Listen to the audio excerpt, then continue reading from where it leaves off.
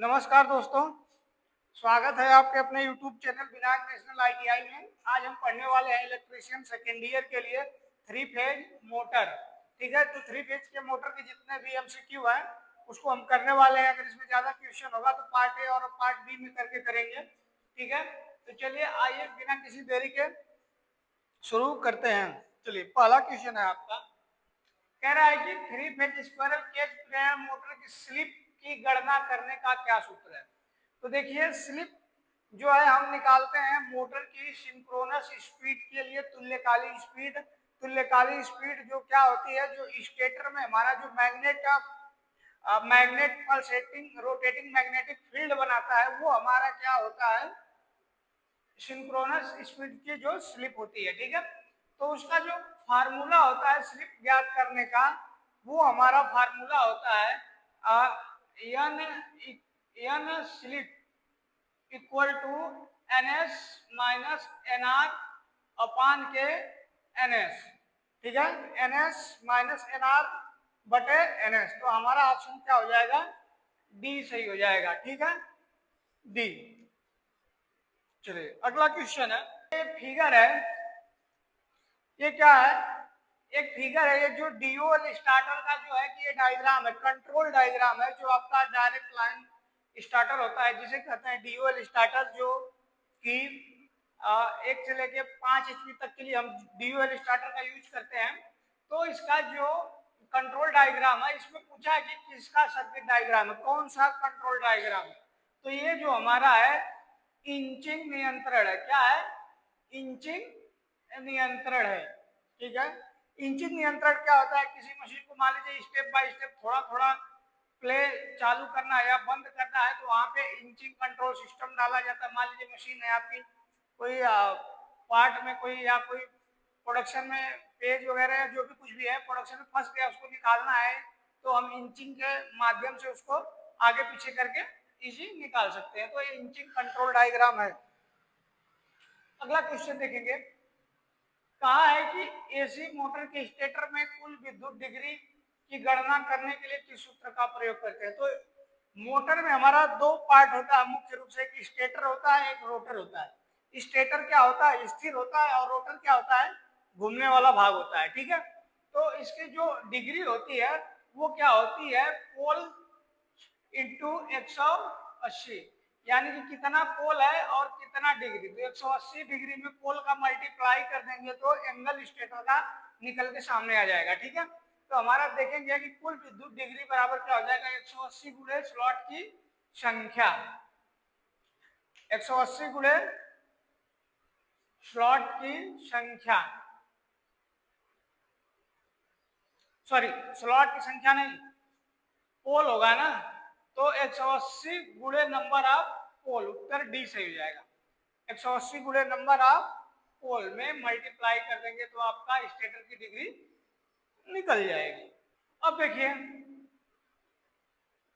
एक स्टार्टर दिया हुआ है, तो हमारा कई टाइप के स्टार्टर होता है, ड्यूल स्टार्टर होता है, स्टार डेल्टा स्टार्टर होता है, रजिस्टर स्टार्टर होता है, और ऑटो ट्रांसफार्मर स्टार्टर होता है। तो ये एक स्टार्टर दिया हुआ है, तो कह रहा है क्या ये ड्यूल स्टार्टर, नहीं ड्यूल स्टार्टर ऐसा नहीं होता है। बी दिया ऑटो ट्रांसफार्मर स्टार्टर, सी दिया है सेमी ऑटोमेटिक डेल्टा स्टार्टर, या डी दिया है फुल्ली स्टार्टेड। तो ये हमारा क्या है, सेमी ऑटो ट्रांसफार्मर स्टार्टर है। क्या है, ऑटो ट्रांसफार्मर स्टार्टर है। ठीक है, ये जो बड़े हाईवी मोटर के लिए हम यूज करते हैं, ज्यादा टार्क के लिए। ठीक है, अगला क्वेश्चन देखेंगे, कह रहा है कि एसी थ्री फेज प्रेरण मोटर की तुल्यकालिक गति ज्ञात करने का सूत्र क्या है। तो दोस्तों मैं बता दूं, यदि आपके मोटर को, जो मोटर हमारा घूमता है उसकी स्पीड कैसे फाइंड करते हैं, कैसे निकालते हैं उसका आरपीएम, कि कितना मोटर तेजी से चल रहा है, तो उसके लिए हमारा फार्मूला होता है NS equal to 120 F by के पी होता है, जहां पे एनएस क्या है, तुल्यकालिक गति है, एफ क्या है,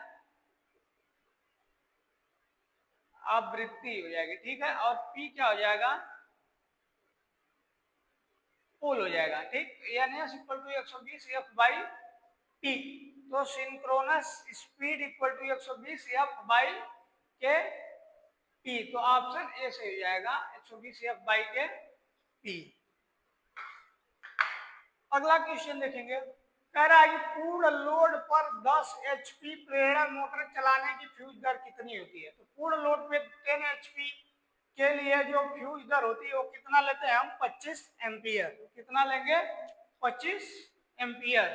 चलिए अगला है क्वेश्चन है, कह रहा संपर्क का नाम क्या, जिसे एक्स के रूप में दर्शाया गया। ये देखिए एक फिगर बना हुआ है और इसमें क्या है, एक ये ड्यूअल स्टार्टर का कंट्रोल डायग्राम है। क्या है, ड्यूअल स्टार्टर का कंट्रोल डायग्राम है।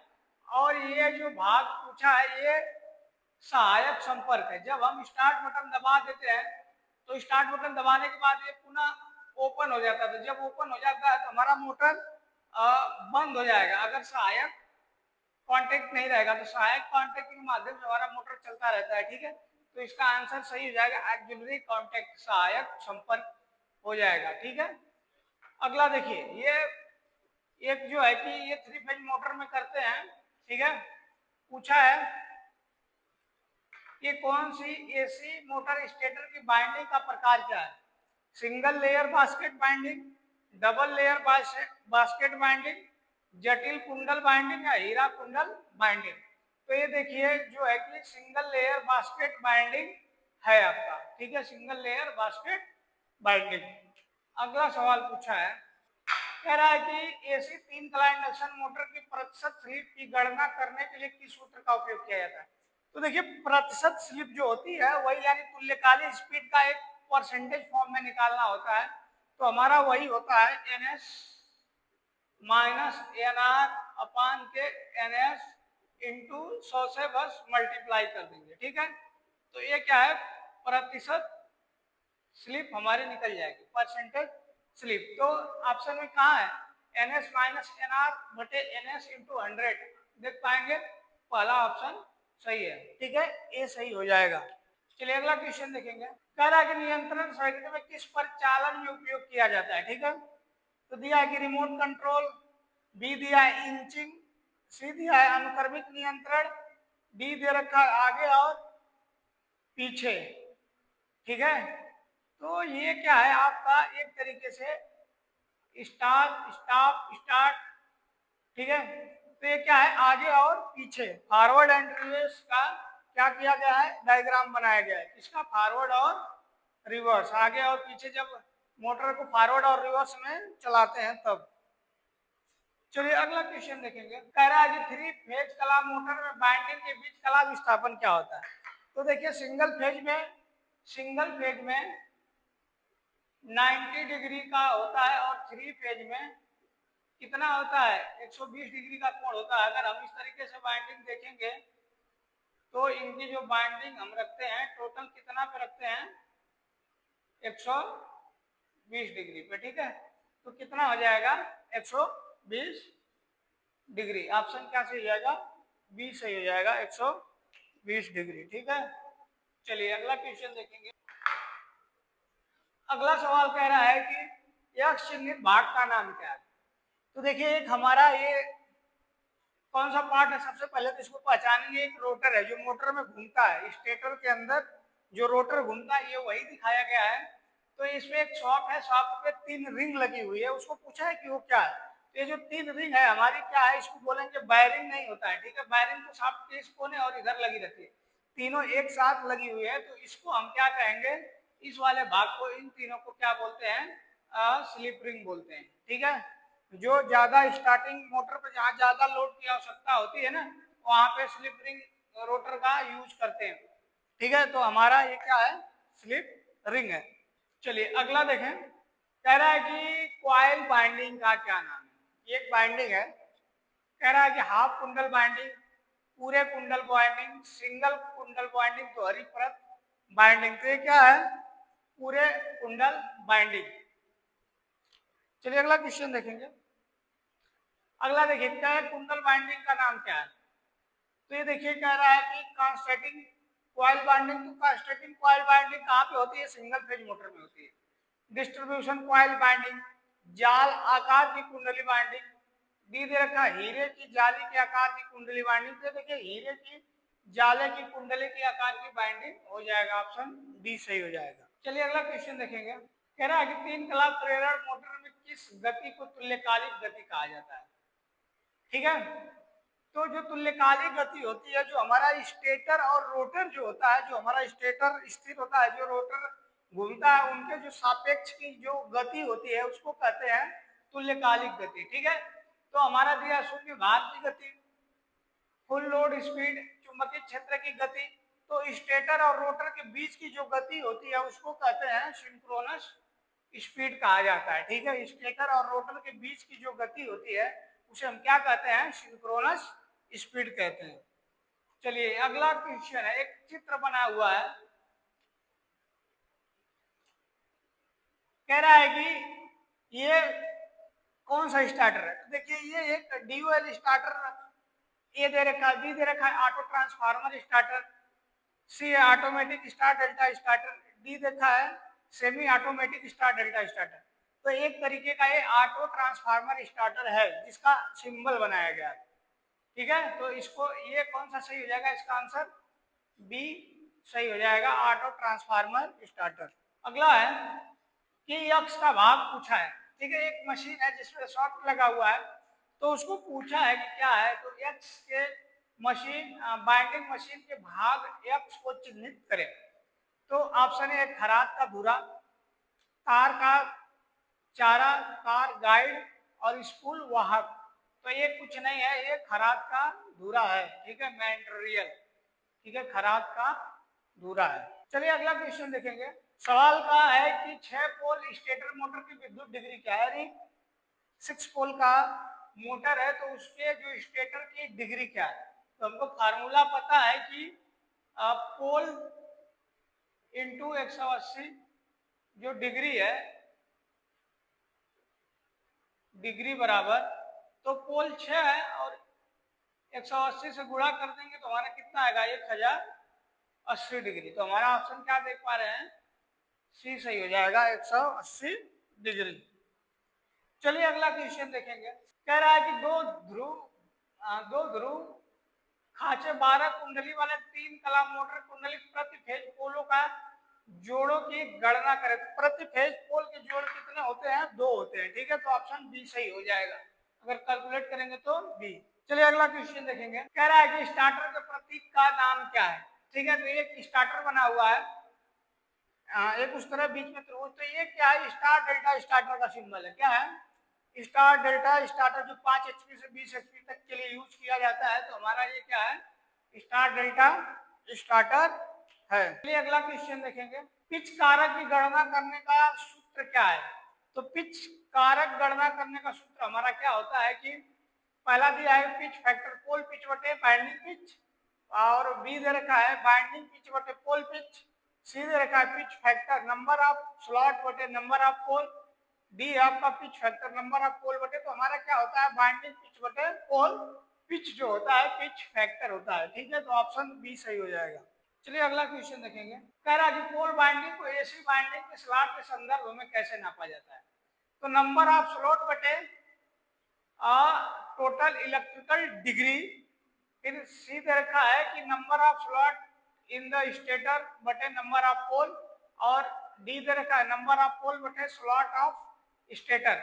ठीक है, तो और ऑप्शन इसमें दिया है कि टोटल इलेक्ट्रिकल डिग्री स्लॉट। ठीक है, तो चलिए तो देखेंगे, तो इसका क्या होता है, नंबर ऑफ स्लॉट बटे टोटल डिग्री। ठीक है, नंबर ऑफ बी।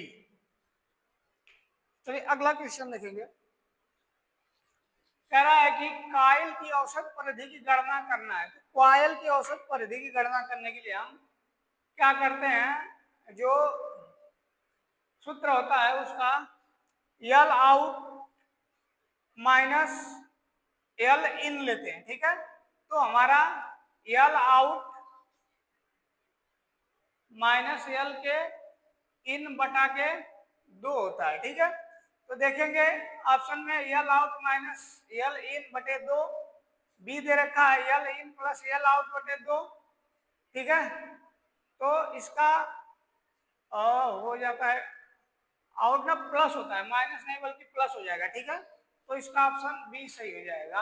अगला क्वेश्चन देखेंगे, कह रहा है कि 50 हर्ट्ज की आवृत्ति पर 6 ध्रुव वाले AC3 क्लॉक रेडर की तुल्यकालिक गति ज्ञात कीजिए।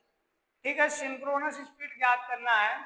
6 पोल का मोटर है, तो हमारा हम देख पाएंगे कि हमारा तुल्यकालिक स्पीड यानी इक्वल टू 120 एफ बाई के पी होता है, ठीक है। तो 120 और फ्रीक्वेंसी कितना लेंगे, 50 हर्ट्ज दिया है, पोल कितना दे रखा है 6, तो 6 गुना के 12, ठीक है, और 2 पाँचे के 10, तो कितना आ जाएगा 1000 आरपीएम, ठीक है। तो हमारा कितना हो जाएगा 1000 आरपीएम हो जाएगा, ऑप्शन बी सही हो जाएगा। अगला क्वेश्चन है, कह रहा है कि कला इंडक्शन मोटर में प्रतिशत स्लिप की गणना करें जिसमें 50 हर्ट्ज की आवृत्ति के साथ 6 ध्रुव होते हैं जो कि 960 आरपीएम की वास्तविक गति के साथ घूमते हैं, ठीक है। तो ये वास्तविक स्लिप पूछा है, तो हमारा स्लिप क्या होता है, NS equal to NS minus NR बटे NS इंटू के 100 होता है, ठीक है, यही फार्मूला होता है। तो यहाँ पे 6 ध्रुव दिया है ना, 6 ध्रुव वाले 960 की वास्तविक आरपीएम गति से घूमता है, तो जो कि 6 ध्रुव का मोटर है तो उसकी आरपीएम कितना हो जाएगी 50 हर्ट्ज पे 1000, तो 1000 माइनस के 960 बटे के कितना हो जाएगा 1000, ठीक है। तो हम घटा देंगे तो कितना बचेगा 40 बटे के 1000 इंटू के 100, 2 जीरो से 2 जीरो कट गया, इससे कट गया, तो कितना बचा 4%, तो हमारी स्लिप कितना आ जाएगी 4%, ऑप्शन सी सही हो जाएगा 4%, ठीक है। देखिए यहाँ पे 1000 कहाँ से आया, अगर दिया है 6 पोल का, 6 पोल दिया है ना, तो NS बराबर कर लेंगे 120 एफ बाई पी से निकाल लेंगे, एफ बाई पी से। अभी मैं पिछला जो क्वेश्चन किया उसमें 1000 आया था, इसलिए पोल दे रखा है, ठीक है। तो ऑप्शन सी सही हो जाएगा। चलिए अगला देखेंगे। अगला क्वेश्चन कह रहा है कि 3 कला स्क्वायरल केज प्रेरण मोटर की रोटर आवृत्ति क्या होती है। तो देखिए 3 फेज स्क्वायरल जो मोटर की जो रोटर फ्रीक्वेंसी होती है, जो हमारी स्टेटर की फ्रीक्वेंसी जो रोटर की फ्रीक्वेंसी के इक्वल होती है, यानी कि बराबर होती है। जो स्टेटर की फ्रीक्वेंसी आप इनपुट देंगे वही रोटर की भी आवृत्ति होती है, उसमें कोई चेंज नहीं होता है। तो दिया है कि आपूर्ति की आवृत्ति के बराबर बी है, आपूर्ति के 3 गुना कम है, सी आपूर्ति से आवृत्ति से 3 गुना अधिक, बी दे रखा है आपूर्ति आवृत्ति से 3 गुना कम। तो ये हमारा आपूर्ति के आवृत्ति के क्या होगा बराबर होगा, यानी कि जितना स्टेटर की होगी उतना ही आवृत्ति रोटर की भी होती है। अगला क्वेश्चन देखेंगे, कह रहा है कि इंडक्शन मोटर के रोटर में वोल्टेज कैसे प्राप्त होता है। अब भाई हम तो जानते हैं कि जो हमारा रोटर है जो घूमता है, स्टेटर में हमारी जो सप्लाई 3 फेज जाती है वो स्टेटर में जाती है, लेकिन रोटर भी घूमता है, जबकि रोटर में कोई कनेक्शन तार जुड़ा नहीं होता है। तो ऐसा कैसे हो जाता है, तो ऐसा जो है हमारा इंडक्शन की वजह से होता है, जो उसका फ्लक्स है जो रोटर में उत्पन्न होता है, ठीक है। तो कह रहा है कि स्टेटर से सीधा संबंध होता है, दिया स्टेटर में उत्पादित बैक ईएमएफ के कारण, सी दे रखा है आपूर्ति रोटर से सीधा संबंध, डी दे रखा है स्टेटर और रोटर का ट्रांसफर कार्य द्वारा, ठीक है। तो आपका स्टेटर में जो बैक ईएमएफ उत्पन्न होता है उसी के कारण उसमें वोल्टेज उत्पन्न होता है, तो हमारा ऑप्शन बी सही हो जाएगा।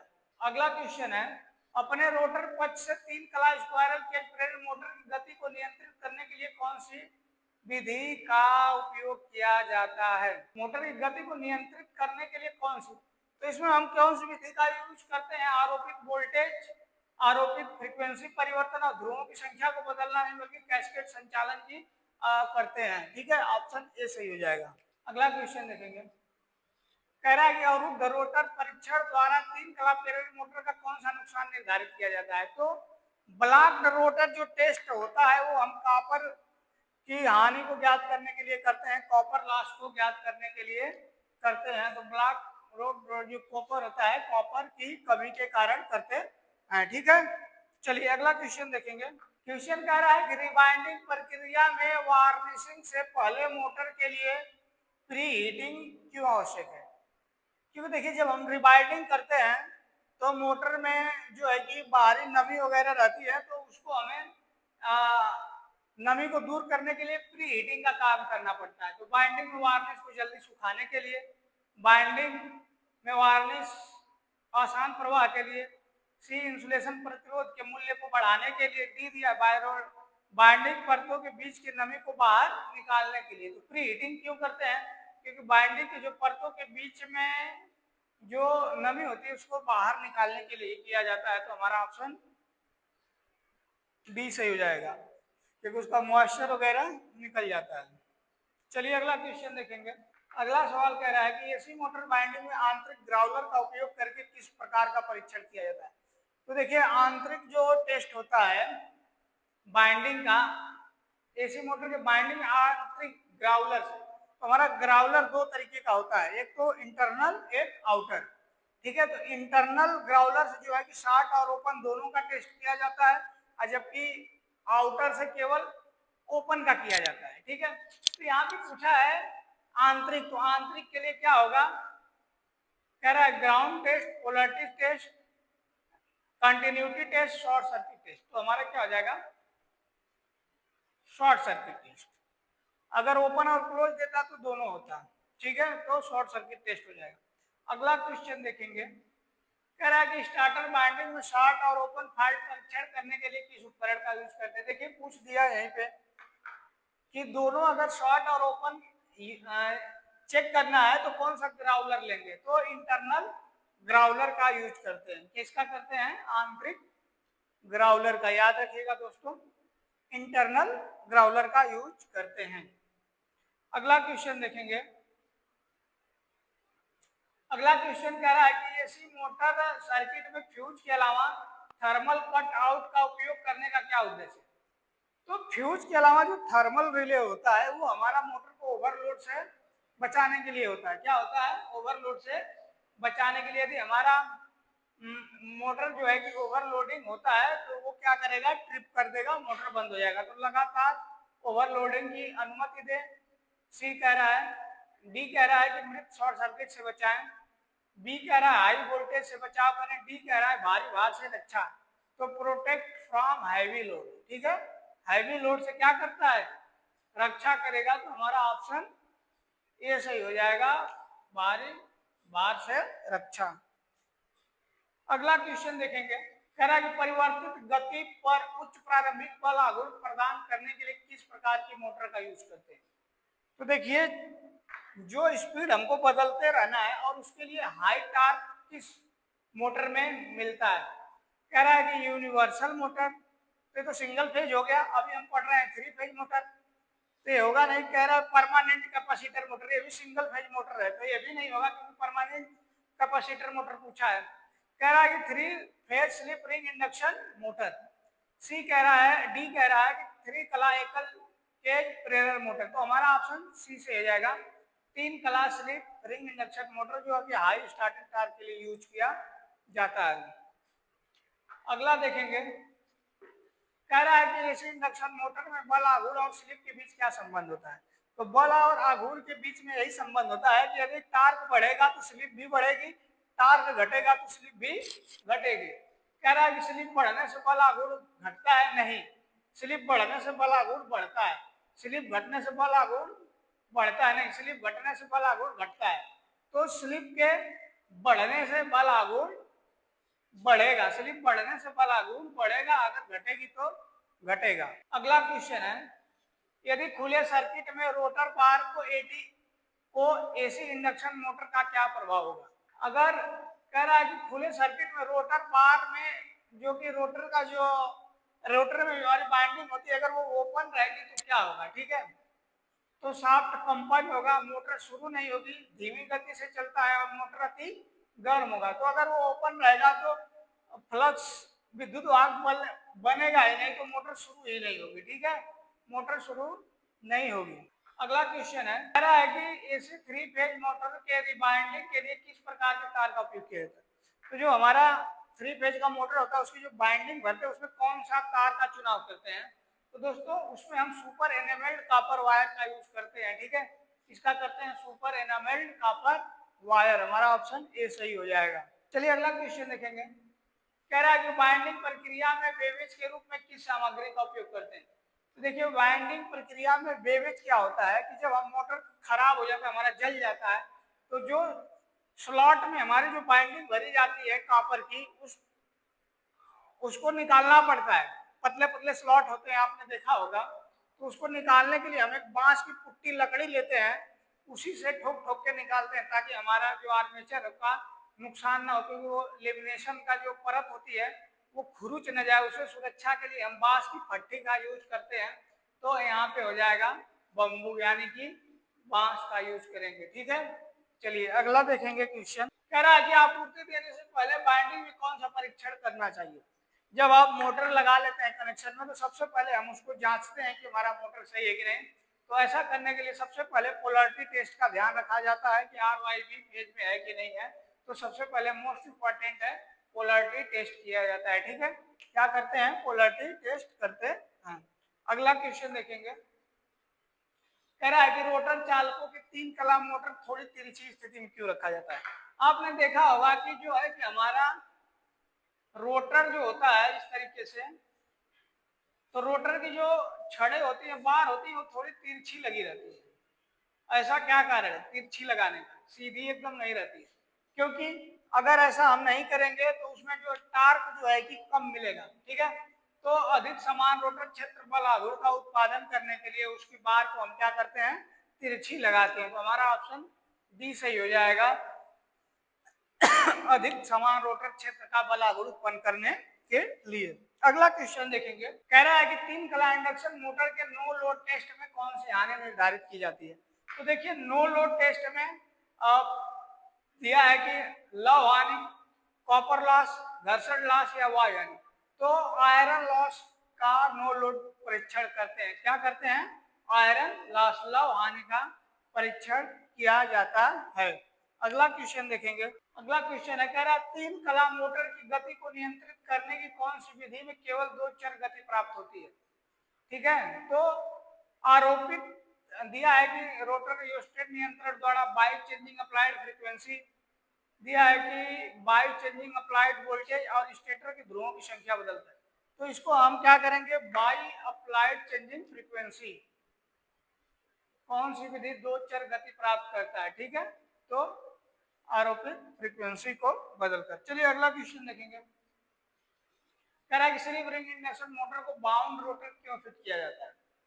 क्यों किया जाता है बाउंड रोटर फिट, क्योंकि स्लिप कम करना है, बी दे रखा है गति को नियंत्रित करने के लिए, डी दे रखा है हानि को कम करने के लिए, और डी है उच्च स्टार्टिंग और रनिंग और बल आघूर्ण पाने के लिए। तो उच्च स्टार्टिंग और रनिंग बल आघूर्ण पाने के लिए हम ऐसा करते हैं। ठीक है, चलिए अगला क्वेश्चन देखेंगे। अगला क्वेश्चन है, कह रहा है कि स्वचालित स्टार डेल्टा स्टार्टर में टाइमर का क्या काम होता है। तो ऑटोमेटिक जो स्टार डेल्टा स्टार्टर, उसमें टाइमर क्या करता है कि पूर्व निर्धारित जो है कि स्टार से डेल्टा में बदलने के लिए, जब हम पहले हमारा मोटर स्टार चलेगा फिर डेल्टा में कन्वर्ट करना है, तो उसके लिए हमारा टाइमर यूज किया जाता है। तो ऑप्शन सी सही हो जाएगा। अगला क्वेश्चन है, कह रहा है कि 3 कला प्रेरण मोटर के इंसुलेशन प्रतिरोध को मापने के लिए किस उपकरण का प्रयोग करते हैं। तो इंसुलेशन मापने के लिए आपको पता है ज्यादा करने के लिए किसका यूज किया जाता है, मेगर का। तो ऑप्शन ए से हो जाएगा, मेगर का। मल्टीमीटर से तो वोल्टेज करंट वगैरह सब नापते हैं, सन टाइप मीटर से क्या करेंगे कि कम रेजिस्टेंस नापते हैं, रेडी से भी कम रेजिस्टेंस नापेंगे। तो इस तरीके से हमारा ऑप्शन क्या है, ए सही हो जाएगा। ठीक है, ऑप्शन ए सही होगा। ठीक है, चलिए अगला क्वेश्चन चलते हैं। अगला क्वेश्चन है कि बाइंडिंग का कौन सा परीक्षण चित्रित है। तो देखिए ये एक रोटर है और इसका जो तार निकला हुआ है, तो उसकी पोलैरिटी की जांच की जाती है। तो इसको बोलेंगे ध्रुवता टेस्ट, पोलैरिटी टेस्ट की जाती है। Ground test, continue short circuit test नहीं है, बल्कि ये क्या है, पोलैरिटी टेस्ट है। चलिए अगला क्वेश्चन देखेंगे, कह रहा है कि 3 फेज इंडक्शन मोटर का प्रारंभिक करंट कितना लेता है। तो देखिए जब हम मोटर को प्रारंभिक में स्टार्ट करते हैं तो अपनी प्रारंभिक करंट का 5 से 6 गुना करंट लेता है। ठीक है, कितना लेता है?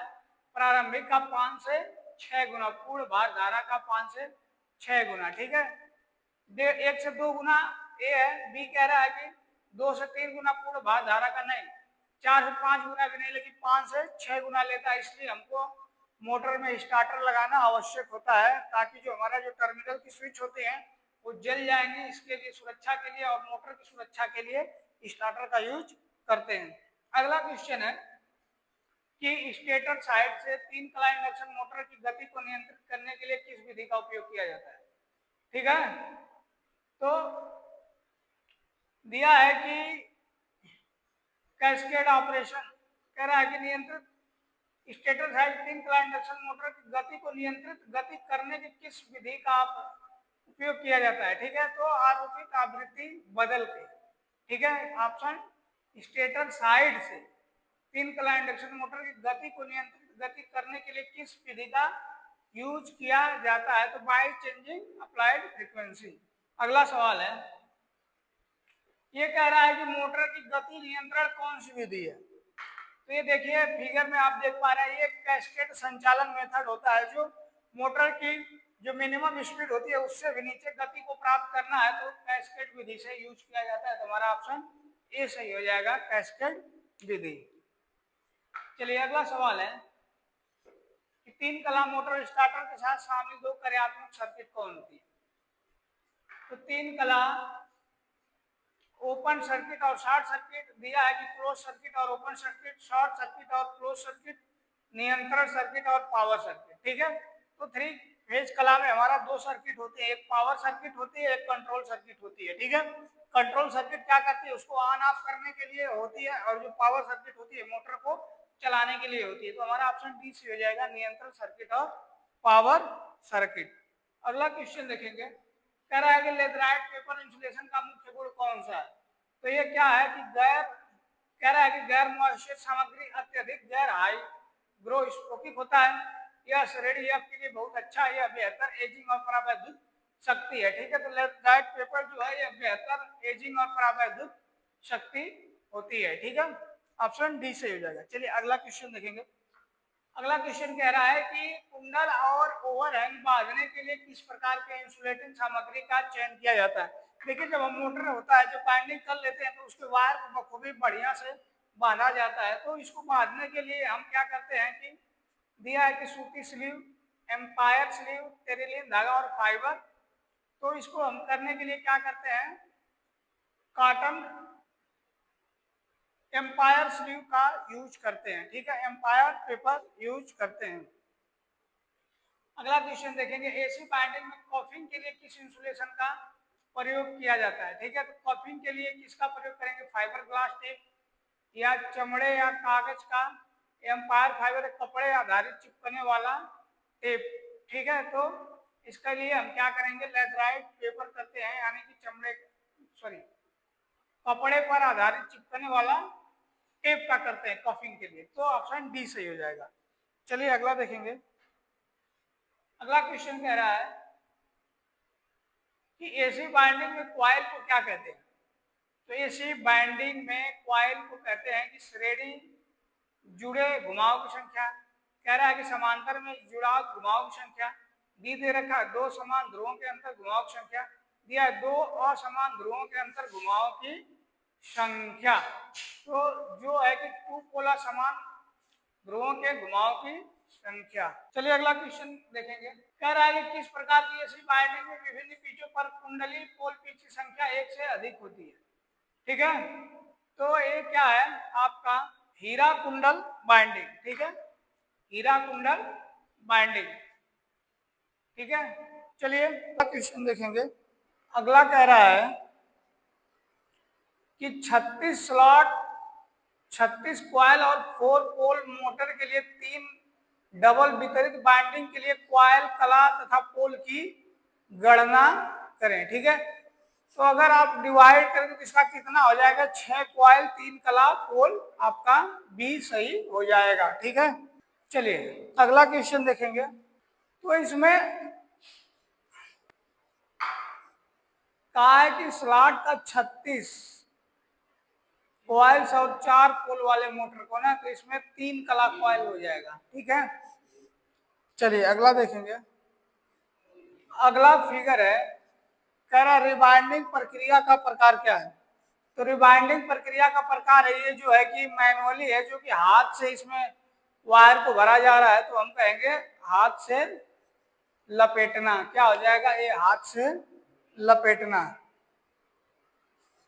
अगला क्वेश्चन है, कह रहा है कि 3 phase slip ring induction motor को शुरू करने और चलाने के लिए किस प्रकार का स्टार्टर का उपयोग किया जाता है। तो स्लिप रिंग जो है कि हमारा मोटर होता है, उसमें उसका क्या होता है, स्लिप बढ़ने, उसका स्टार्टिंग टार्क बहुत ज्यादा होता है, तो उसको किस स्टार्टर से करते हैं, तो उसको किससे करेंगे, ऑटो ट्रांसफार्मर स्टार्टर से। ठीक है, तो पहला दे रखा है कि direct online starter, rotor rheostat starter, auto transformer starter, और डी दिया है मैनुअल स्टार्ट डेल्टा स्टार्टर। तो हमारा क्या हो जाएगा, ऑटो ट्रांसफार्मर स्टार्टर।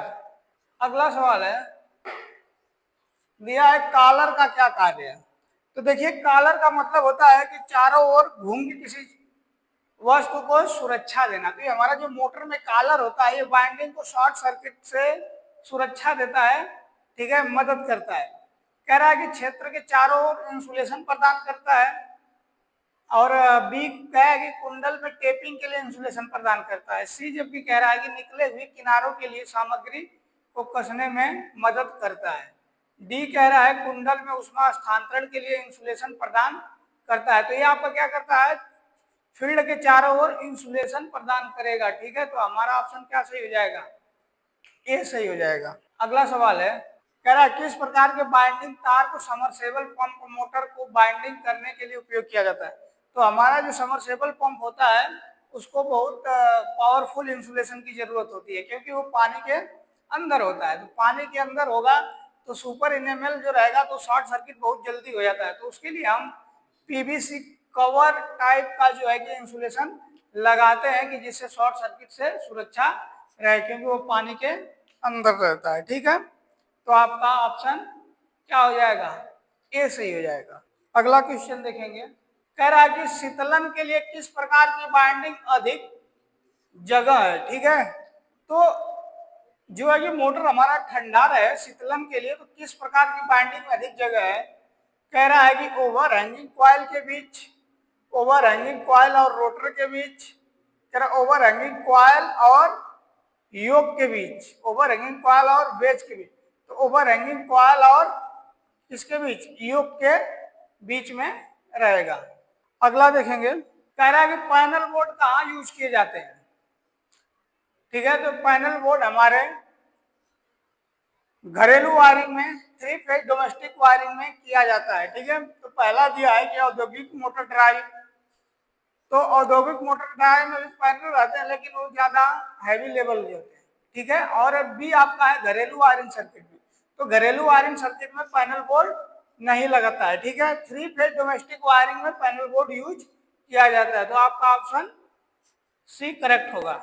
अगला सवाल है, कह रहा है कि 1440 आरपीएम पर घूर्णन कर रहे 7.5 एचपी स्क्वायरल केज मोटर द्वारा निर्मित बल आघूर्ण न्यूटन मीटर में ज्ञात कीजिए। तो अगर आप इसको कैलकुलेट कर लेंगे तो हमारा कितना आता है, 36.6 न्यूटन मीटर होगा। ठीक है, चलिए अगला क्वेश्चन देखेंगे। देखिए एक स्विच है, रोटरी स्विच जैसा है, ये रोटरी स्विच है। कह रहा है कि रोटरी स्विच किस प्रकार के डिजाइन का सचित्र वर्णन है। तो ये आप एक सिक्के की तरह, स्लॉट का सिक्का जो घूमता है टक टक इधर उधर, उस तरीके का ये सिस्टम है। इस पे इसको घुमाएंगे तो इसमें आवाज आएगी, तो इसको कह देंगे सिक्के का स्लॉट है। ठीक है, क्या है, सिक्के का स्लॉट। दस्ता उत्तोलक नहीं, कुंजी संचालन में नहीं, ये सिक्के का स्लॉट है। चलिए अगला क्वेश्चन देखेंगे। कह रहा है कि 3 कला स्लिप रिंग इंडक्शन मोटर शुरू करने के लिए रोटर प्रतिरोध स्टार्टर का उपयोग करने का उद्देश्य क्या है। ठीक है, तो देखिए जो है कि स्लिप रिंग इंडक्शन मोटर हमें क्या यूज करते हैं, जहां पे हाई टार्क की जरूरत होती है, यानी बल आघूर्ण बढ़ाने के लिए स्लिप रिंग इंडक्शन मोटर का यूज करते हैं। तो बल आघूर्ण को क्या करेंगे, बढ़ाएंगे। हमारा ऑप्शन सी सही हो जाएगा। रोटर के वोल्टेज को कम करना नहीं होता है, न रोटर के करंट को कम करना होता है, न बिजली की कमी करने के लिए होता है, बल्कि ज्यादा पावर के लिए यूज किया जाता है। अगला क्वेश्चन देखेंगे। अगला है, कह रहा है कि गति नियंत्रण की कौन सी विधि केवल 3 class slip ring induction motor की आरोपित है।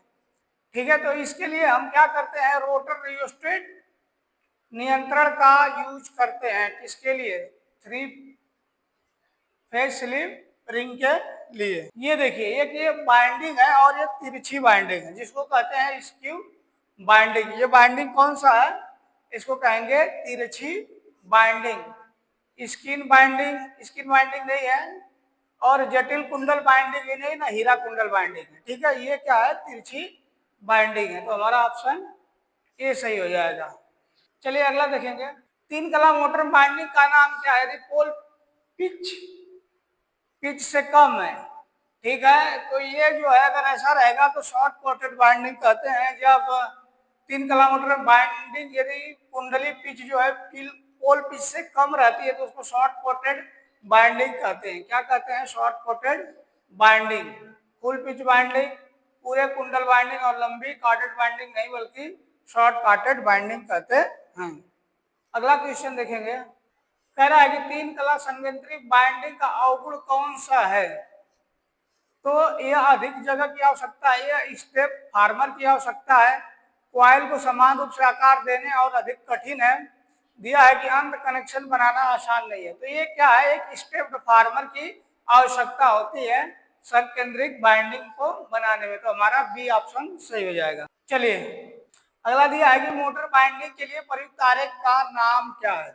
तो देखिए, ये जो आरेख है ये आप अलग अलग देख रहे हैं, तो इसको कहते हैं रिंग डायग्राम। इस आरेख को क्या कहते हैं, रिंग डायग्राम जो है, ये है आपका ऑप्शन ए से जाएगा। रिंग डायग्राम अंगूठी का आरेख, डेवलपमेंट डायग्राम नहीं है, न कनेक्शन आरेख है, न अंत कनेक्शन आरेख है, बल्कि ये क्या है, रिंग डायग्राम है।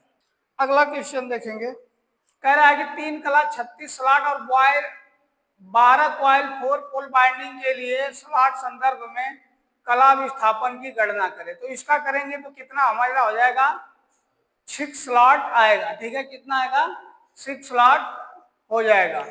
अगला है कि कॉइल पोल और कला की संख्या वाले एसी मोटर बाइंडिंग किस प्रकार के अलग अलग स्लॉट में व्यवस्थित होते हैं। ठीक है, तो ये जो है किसमें होते हैं, कंस्ट्रेटिंग बाइंडिंग में होते हैं। ठीक है, किसमें होंगे, कंस्ट्रेटिंग बाइंडिंग में होता है। अगला है, अगला अभी बाइंडिंग के किस प्रकार के परीक्षण का चित्रण किया गया है। तो ये देखिए, रेजिस्टेंस टेस्ट किया जा रहा है कि सबका इनका रेजिस्टेंस वैल्यू कितना है। ठीक है, यहाँ की ये पोलैरिटी टेस्ट नहीं है, क्या है, प्रतिरोध परीक्षण है। क्या है, प्रतिरोध परीक्षण। Short circuit test, voltage drop test नहीं है, प्रतिरोध परीक्षण है। ठीक है, चलिए अगला देखते हैं।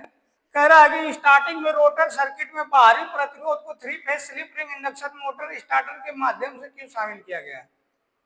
तो इसके लिए क्यों किया जाता है, उच्च रनिंग बलागुण पाने के लिए। कह रहा है कि उच्च प्रारंभिक बलागुण प्राप्त करने के लिए, लोड करंट को कम करने के लिए, और डी कह रहा है शुरू करने में उच्च वृद्धि गति। तो उच्च रनिंग बलागुण प्राप्त करने के लिए स्टार्टिंग में रोटर सर्किट में बाहरी प्रतिरोध को 3 phase slip ring induction motor के, तो रेजिस्टेंस का है ना, तो ये हो जाएगा आपका लोड को प्रारंभिक बलागुण नहीं बल्कि प्रारंभिक लोड करंट को कम करने के लिए हो जाएगा, क्योंकि जब रेजिस्टेंस लगाएंगे तो करंट का मान कम होगा। चलिए अगला कह रहा है कि स्लिप रिंग इंडक्शन मोटर की रोटर वाइंडिंग खुले परिपथ में स्टार्टिंग किया जाता है तो प्रारंभ में क्या होगा।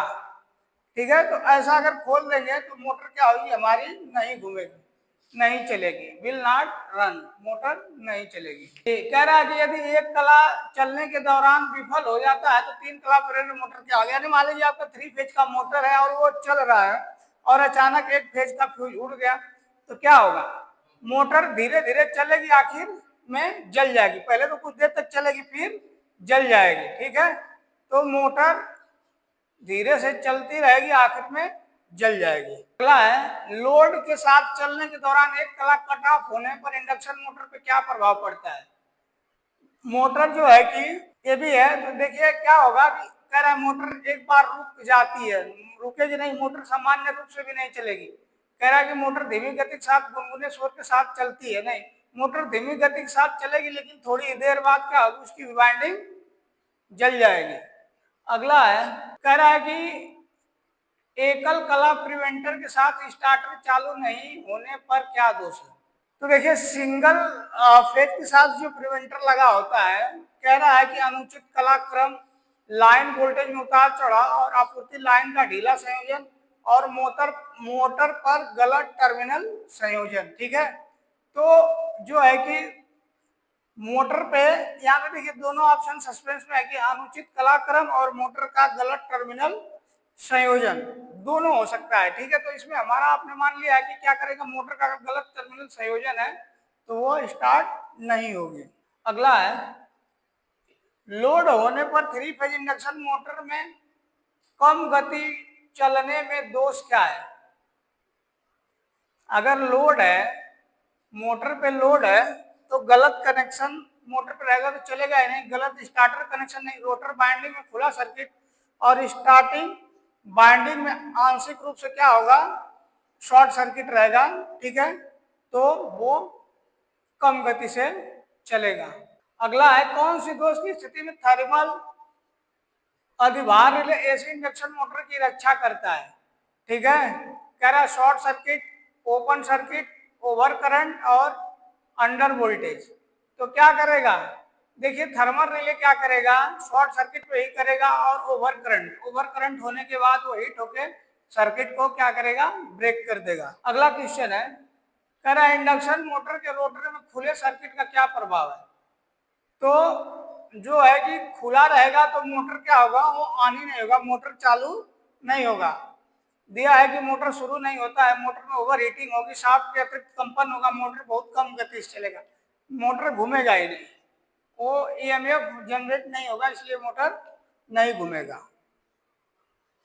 अगला क्वेश्चन देखेंगे, कह रहा है मोटर के कुछ समय चलने के बाद फ्यूज के लगातार उड़ने का क्या कारण है।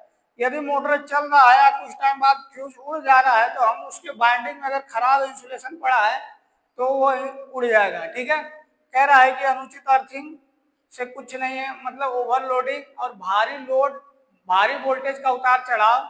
डी कह रहा है बाइंडिंग में खराब इंसुलेशन, अगर बाइंडिंग में गलत नंबर का पेपर डाल देंगे तो आपकी बाइंडिंग जो है कि उसका फ्यूज बार बार उड़ जाया करेगा मोटर का।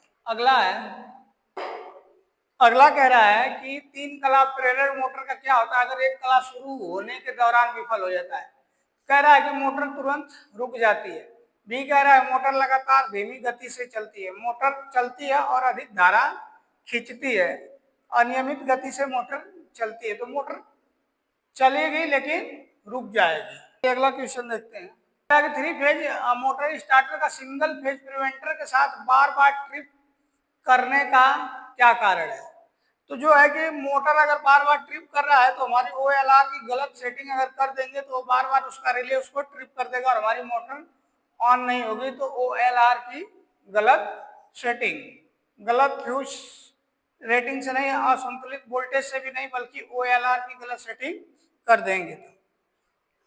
अगला है, कह रहा है कि कला मोटर स्टेटर बाइंडिंग में आंतरिक ग्राउलर परीक्षण करते समय हेक्सा ब्लेड रखकर लघुपतित कुंडली दोष क्या प्रदर्शित करता है। तो अगर देखिए रोटर आपका शॉर्ट सर्किट है तो उस पर हम ब्लेड रख देंगे तो क्या करेगा, कंपन करेगा तेजी से। हेक्सा ब्लेड तेजी से क्या करता है, कंपन करेगा। ठीक है, ब्लेड गर्म नहीं होगी बल्कि तेजी से कंपन करेगी।